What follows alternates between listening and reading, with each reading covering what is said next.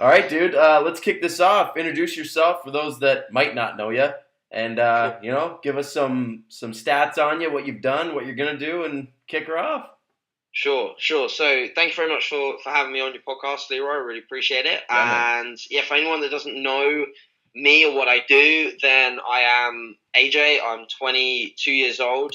I'm from Brighton in East Sussex in the UK, and I've been sort of competitive bodybuilding since 2014. Won my first show in 2015 as a teenager, and since then I took a year off in 2016. This is all drug tested natural bodybuilding, by the way, also.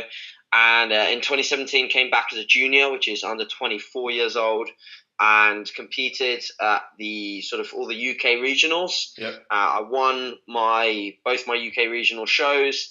I came second at one nationals, and then won the other national show, which qualified me for WNBF Worlds, which is the World Natural Bodybuilding Federation. Yep. At the time was in Boston in Massachusetts, and went out there and I won the junior world title. So That's I insane. became WNBF junior world champion last year, which was something that I'd pretty much dreamed about or thought about since starting the prep, and pretty much since 2015. When I had one of my clients go out there and compete, I was like, I want to do that and I want to win that. So it was literally it was quite surreal, if I'm honest with you. So that's me from an athlete perspective, and then from outside of an athlete perspective, in terms of what I do for a business, I coach. So as me and Leroy were just chatting about, I just got done with a posing client who's also a sort of a nutrition and training client for me as well. He's 3.5 weeks out from his first show. So I coach all online, but with the clients that luckily I'm close with. Yep.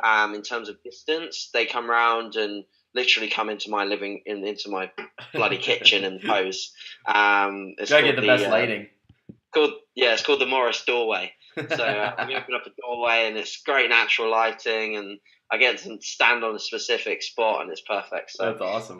That's what I do from a business perspective, and I've been doing that since 2014 as well.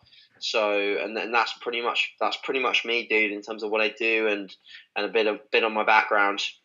That's awesome. So 2014, you get into competitive bodybuilding and stuff. How did you start approaching, okay, I want to start coaching people? Like, did you immediately go online, or did you train somewhere as like an in-person coach or anything like that? Yeah, sure. So I initially got my first clients through just word of mouth and people just basically coming up to me and asking me questions. Yep. So people would be like, how do you do this? How do you get in shape? How do you do the shows? I'd field questions, and then from the questions, people would be like, can you help me? Yeah. And actually the guy that I had just come over and just left the house about 3 minutes ago, Marcus, he's been a client of mine since 2014. He Wow. was my first ever client. And he was the first ever guy that came up to me in a gym called Fitz Gym down the road and said to me, AJ, I want to do a bodybuilding show like you. And he was also the guy that went out to WNBF Worlds as a junior and did that in 2015. So, and now we're both on the wall in Fitz Gym with our photos from our shows. So it's that's pretty surreal too and pretty cool. Yeah, so that's initially how I gained the few clients that I sort of had in 2014. But you're very right in saying that I did do the one-to-one sides quite heavily. Yep. Before I was able to go full-time online. So in late 2014, early 2015, I got a job at a small semi-private studio called the Performance Project. Mm-hmm. We trained a wide variety of clientele, but mainly general population, mainly fat loss. Yep. And some people that wanted to build muscle, but mainly fat loss. And that taught me a lot. It actually taught me the majority of the communication skills that I have today in terms of just approaching people, being able to talk to someone completely new, yep, completely random, and being able to sort of converse with them fairly well. Mm-hmm. So, and also it taught me a lot about what to take a client and how to take a client into the online capacity. Right. Because I learned in that moment that a lot of people out there, general population clients, are not fit for the online side of things. So I knew that if I was to expand my online client base, I knew that that client base would have to be very well educated. Yep. They'd have to be, performing movements in the gym with accuracy and sort of good form. Yep. And this feedback would have to be given to me before I sort of deemed them as coachable. Yep. So it was a very beneficial time period. That was pretty much what I spent a whole year and a half doing before I worked up the capacity to say, right, I now am in a comfortable position financially to leave the one-to-one side of things, own my time a little bit more, and that's when I went fully online with my coaching. So, yeah, you're very right in saying that was sort of the staircase as to how I am where I am now. Now, was that kind of the big reason why you started to go online? Was to, as you said, own your time a bit more? It's one of the reasons amongst quite a few. I think for me, it was more so the fact that I really loved coaching the people I coach. Right. I absolutely love bodybuilding, and I think about it way too much. And for me to have it as my job is an absolute pleasure. It comes with its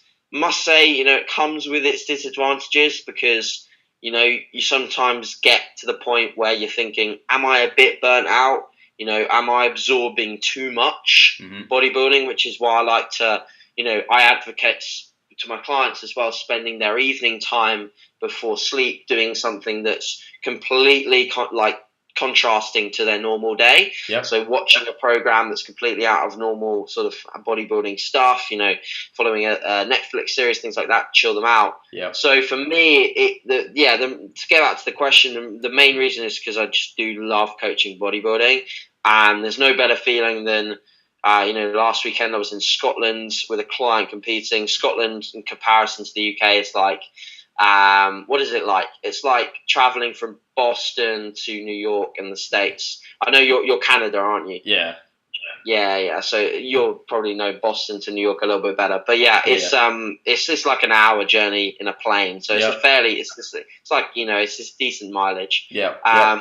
And to go all the way up there and to watch a client win, to watch a client get an overall is the best feeling ever, man. Yeah, and that was a lot of work we put in for that one. I took that client on board after he came out of a show.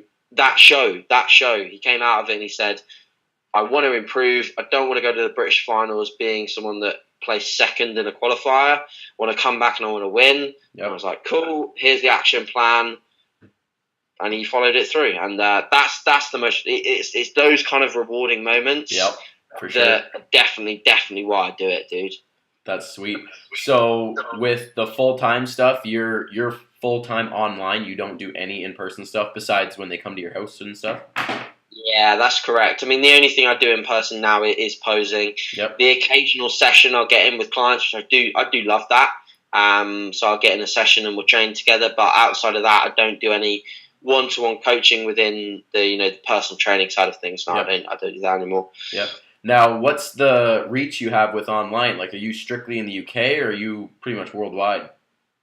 Pretty much worldwide. So, I've had American clients. I've a couple of clients in Norway for some complete random reason. I've had a couple of clients in France. So I'm pretty much worldwide with it.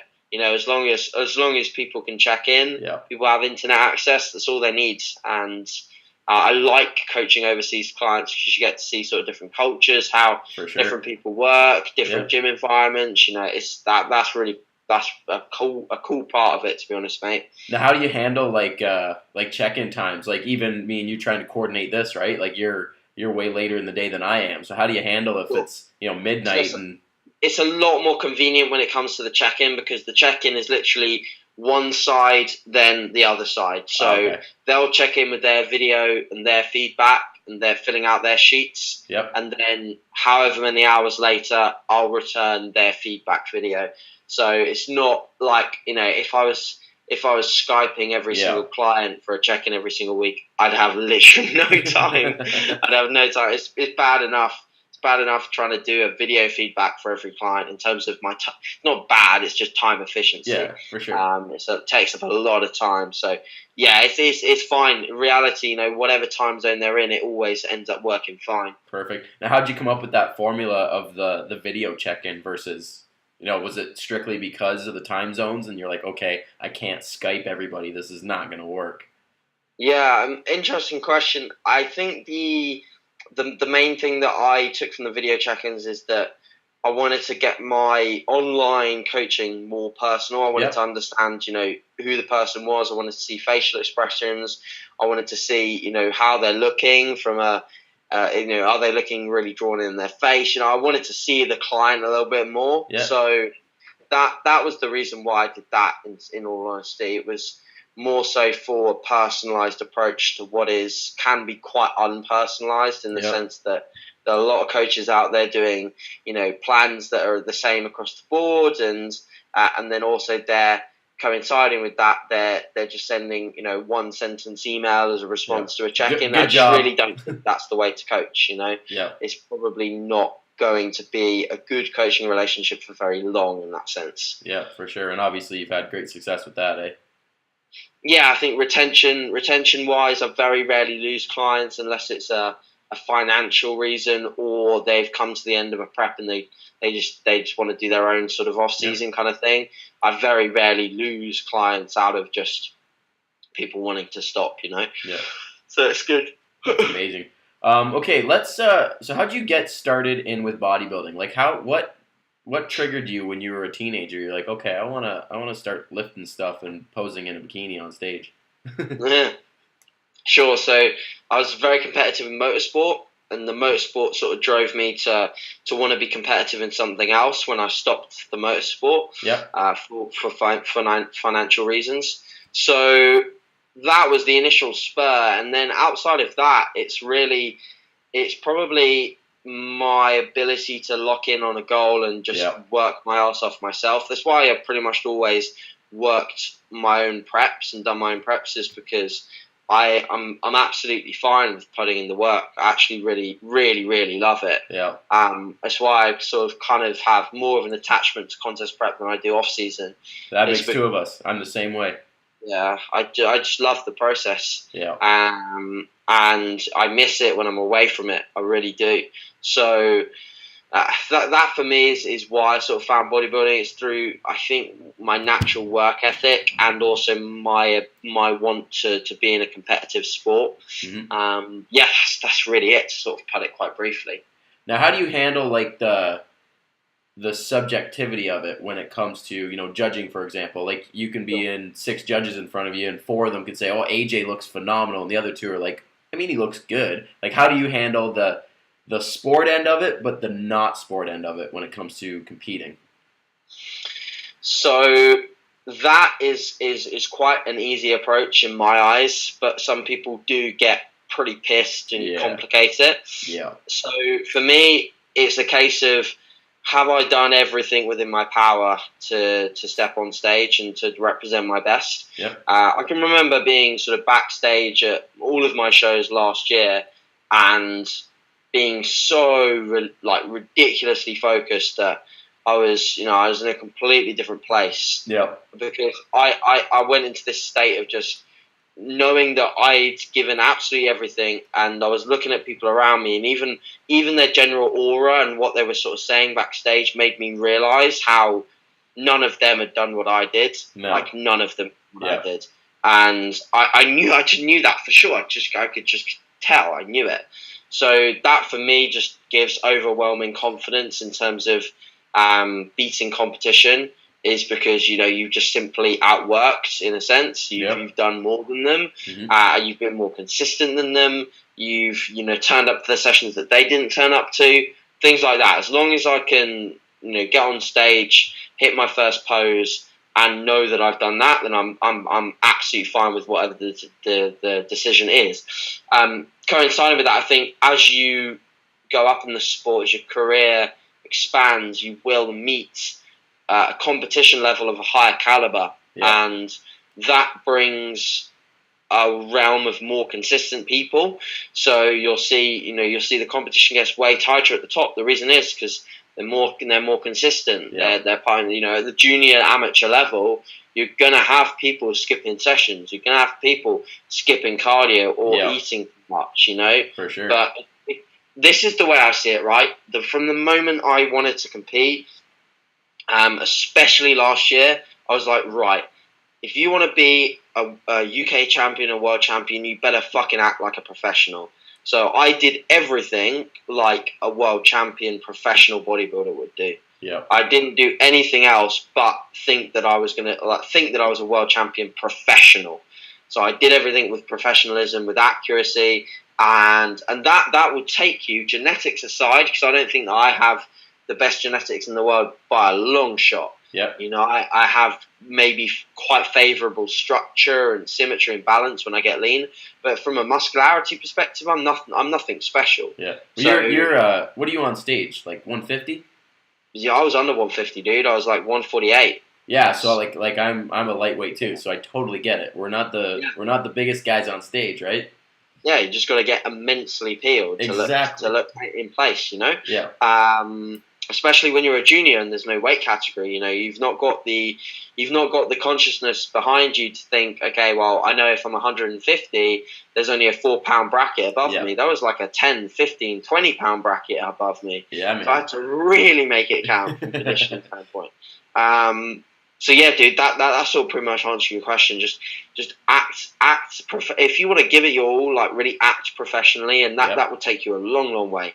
You'll do very well just based on those sort of ethics moving forwards. For sure, that's cool. So let's talk about your diet a little bit. Now, I think just from seeing your posts, you're basically like of the mindset that clean eating, that typical like bodybuilder diet. Give us your thoughts on the whole, if it fits your macros, flexible dieting approach versus the strict, like, the bro diet kind of deal. Yeah, sure. I mean, mate, 2014, when I did my first prep, I was all for flexible dieting. I dieted up to my first show very flexibly. Right. The issue arises, in my opinion, in terms of when you're doing something that requires such consistent variables, a flexible diet just does not fit the bill. Yeah. Flexible diet is wonderful for general population that want to fit in a variety of foods that have a lot of fat to lose and that aren't going to get to the depths that we have to get. Yep. When you're talking single-digit body fat, you are talking relentless consistency.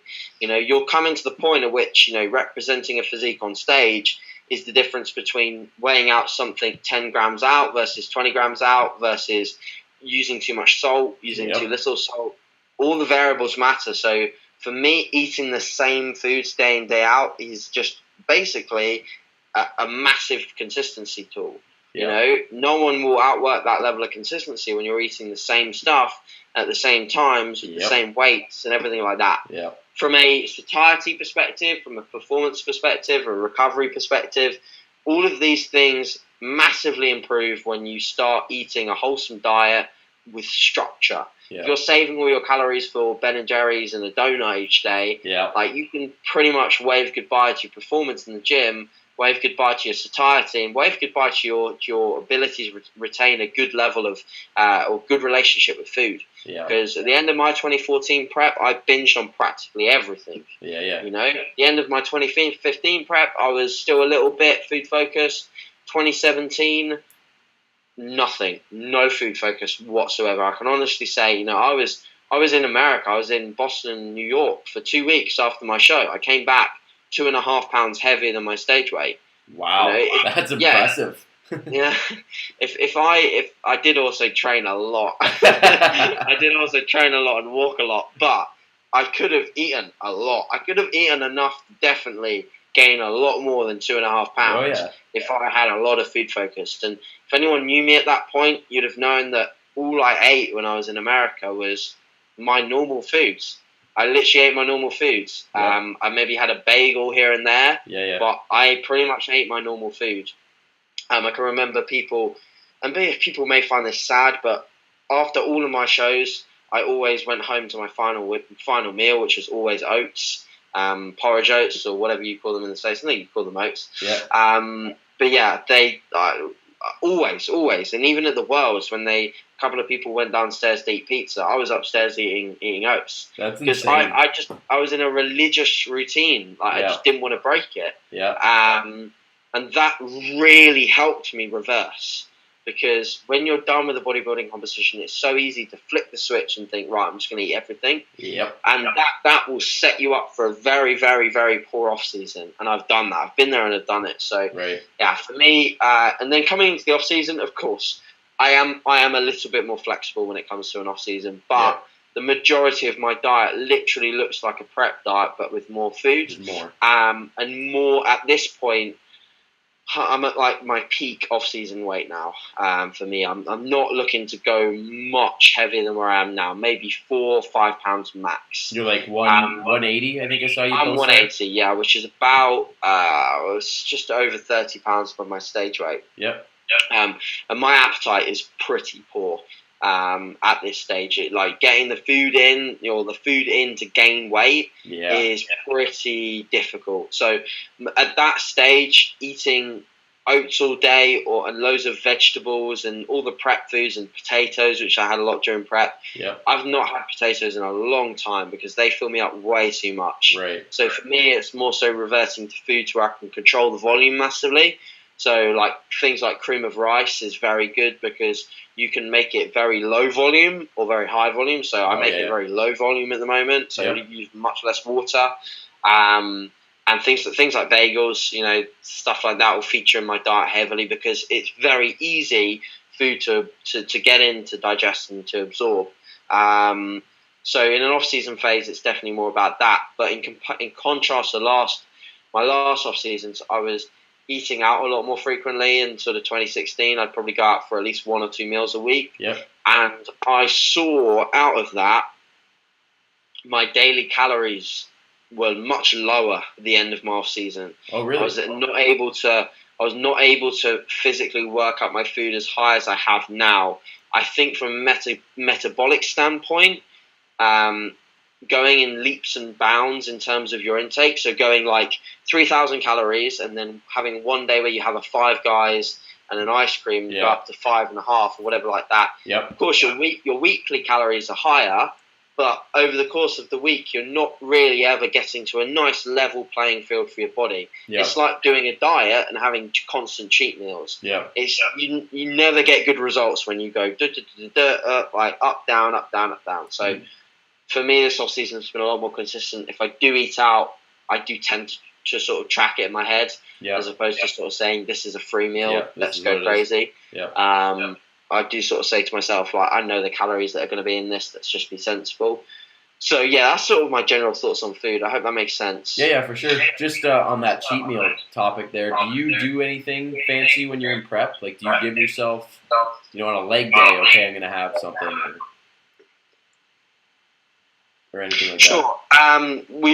You cut out a little bit towards the end. Were you saying about sort of high days on leg days? Yeah, just like with my coach, for example, when we did my prep for nationals last year, it was like Saturday I would hit legs hard, and that would be like a burger day or something like that.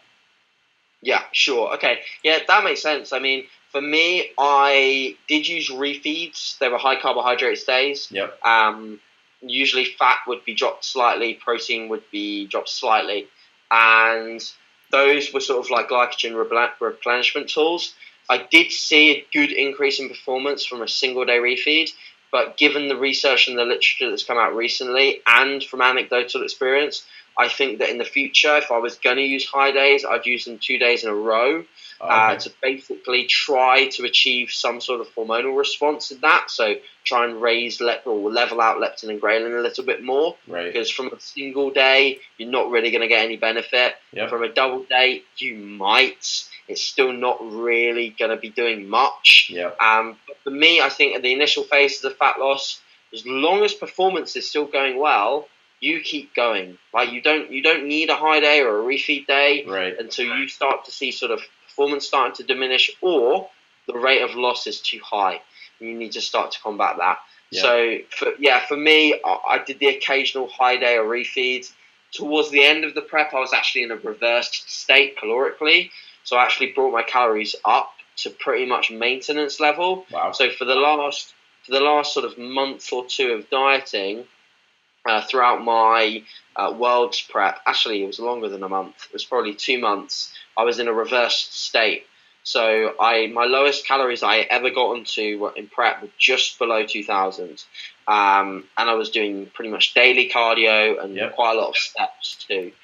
By the end of prep, I was doing no formal cardio. But I was doing a lot of steps. Right. So don't get me twisted. I was still moving a lot. Yep. I was doing like 20 to 25,000 steps a day. Oh wow. So that's a lot of steps. Yeah, you're hustling. That's like 10,000 steps is like an hour walk very fast. Right. So it's a lot of walking. Yeah.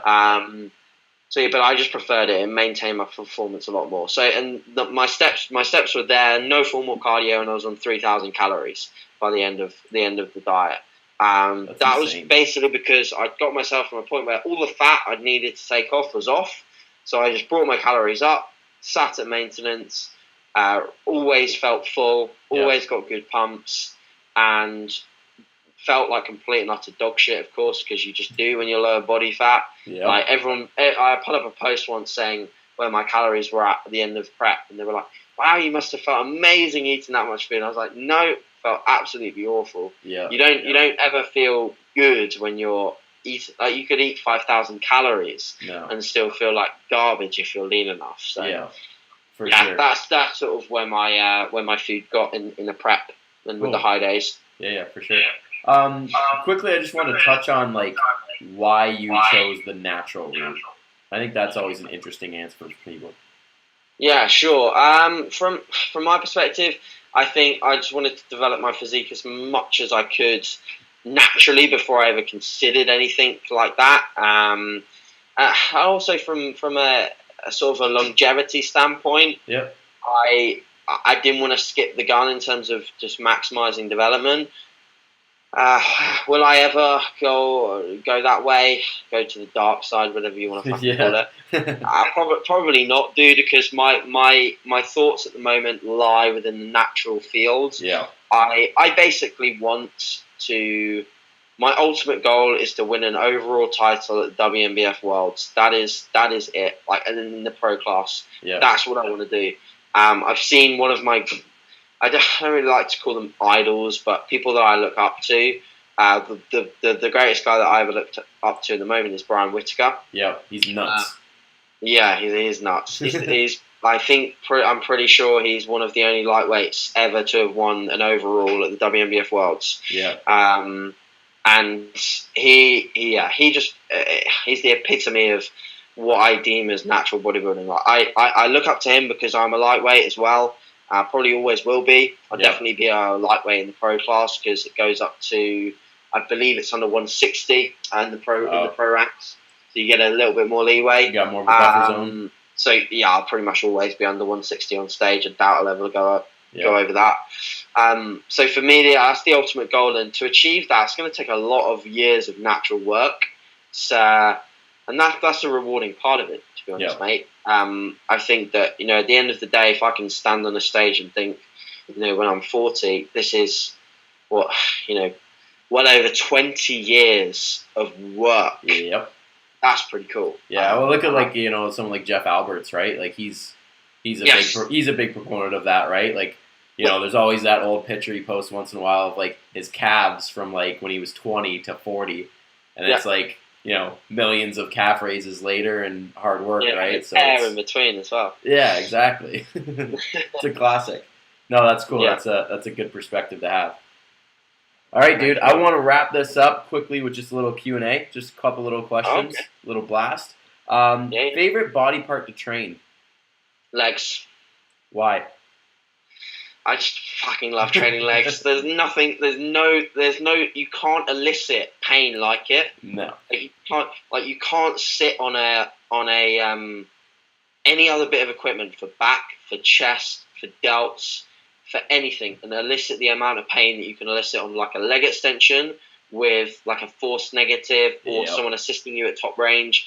Like, I was on the leg extension yesterday, like screaming because it was like the amount of pain you can elicit on something like that. Oh yeah. And going down on like a hack squat with a load of weight, going down on a squat with a load of weight. There's just absolutely no body part like it. My second body part would be back because deadlifts.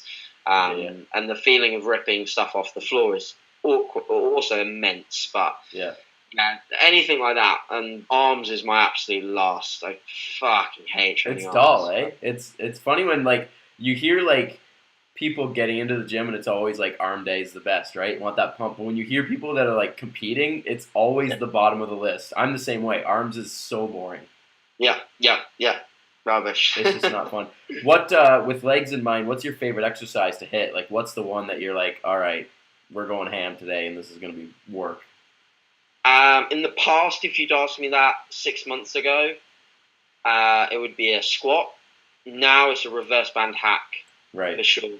So a little bit of assistance at the bottom improves the resistance profile massively. And then when you just when the bands kick off tension in the mid range, it's the hardest. Yeah. And it's just a perfect profile for a quad move. And yeah, that's my favorite right now. Reverse band hack squat. Nice. Now, did you always, just side note, did you always follow like a bodybuilding style training? Did you ever dabble in like, you know, a more powerlifting approach or strength training oriented? Last off season, I did do a lot of squatting. I did a lot of low bar squatting. Yep. But from a hypertrophy perspective, you know, looking back on that, was that optimal? Absolutely not. Like, yep. You know, a low bar squat is just basically a golden ticket to get hurt. Yeah. You know, you can basically with a low bar squat, you're not really, from a hypertrophy perspective, you will grow some tissue. But from a neurological perspective, you're just becoming more and more efficient at moving the load. It's why powerlifters can get so strong at it. It's because they train it for neurological efficiency. Yeah. So they're very efficient at doing a low bar squat. So I got very efficient at doing a low bar squat to the point where I was shifting really good tonnage. And the best I ever did was like 200 for 4 or 5 at like 180 pounds, which is not bad. Yep. And for multiple sets as well. So for volume work. Good for you. And like some days I'd go in and do like 5 sets of 4. Yeah. Fuck me, like 5 sets of 4. Like if I tried to do 5 sets of 4 on like a hack, I'd look at that program and I think, what the fuck are you doing? Oh yeah. Like, what the hell is that? And that is the most powerlifting I ever got. Was sort of running a daily undulating periodization approach to a back squat, a deadlift, and a bench. Yep. Can tell you all I got from that is getting hurt. Yeah.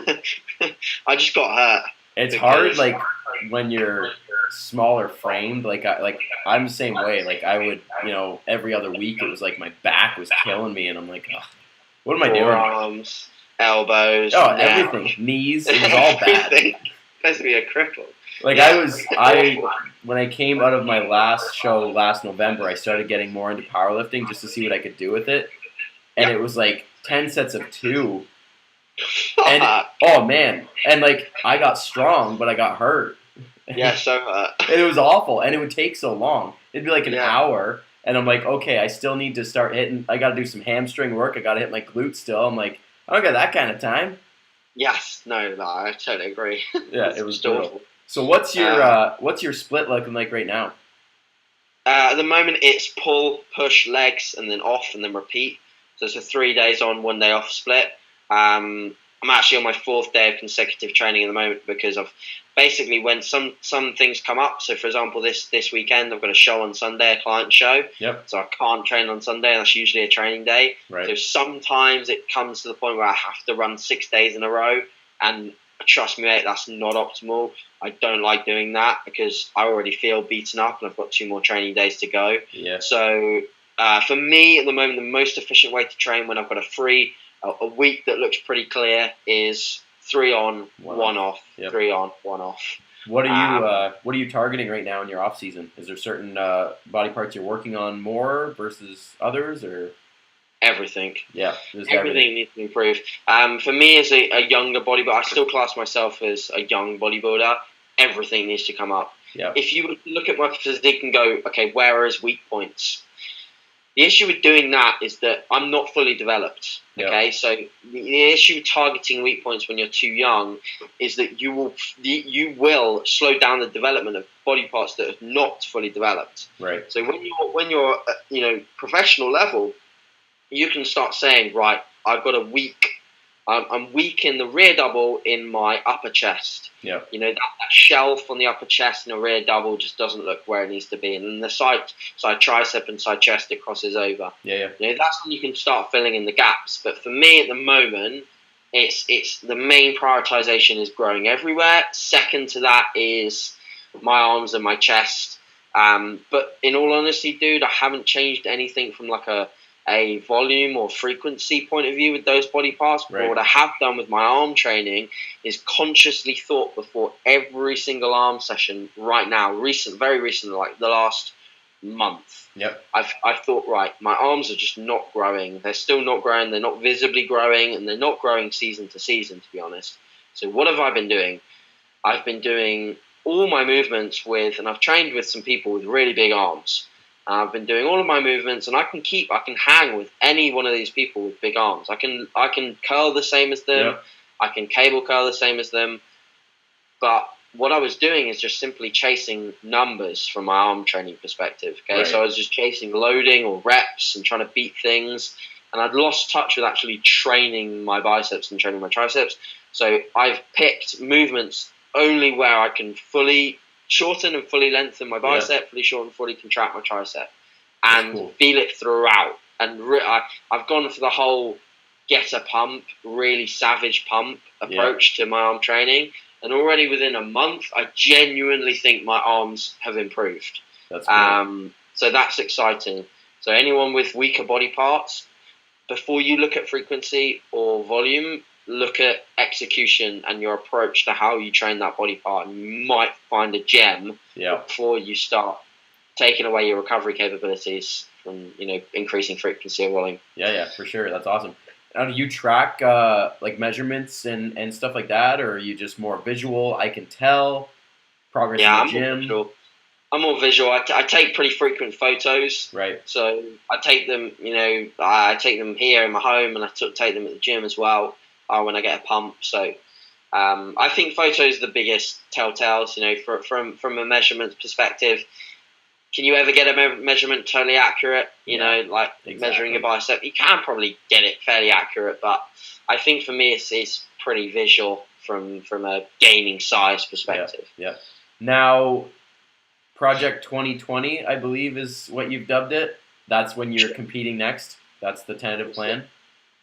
Well, see, that's the tentative plan. The moment it will be purely based on how the rest of this year goes. Right. I'm definitely going to be doing some form of a short diet, whether you call it a mini cut or a short diet, whatever you want to call it. At some point, which will probably be roughly two months in length, and that will see sort of 10 pounds come off. Right. And if that comes off relatively easily, and I can hold that body weight comfortably, and performance is good, the main thing is where am I from a life perspective. I'm anticipating moving out of my family home at the moment. So there's so many things that I want to get sorted before I prep. Yep. I talk to a lot of people that I really trust in terms of whether I should step back on stage next year or the year after. A lot of people have sort of different views. There's pros and cons to both. Yep. If I had my way, be honest with you, I compete next year because I miss it like hell. Yeah. And I really want to compete next year. But if I'm not ready and the circumstances don't give me what I want in terms of feedback, I'm not doing it. I'm not doing it half-assed. No, I'll do it properly. So we will see. We will see, dudes. But yeah, the tentative goal when I stepped off stage was like, okay, let's have a 2-year off season. But you're gonna say that when you've done a 45-week prep. You're gonna say I want like a 5-year off season. It's definitely it's a hard thing to stay away from but you have to make the progress. It's a tricky one. Tell me about it. Yeah. Yeah, for sure. All right, man. Well, this was great. It was finally nice to be able to chat with you.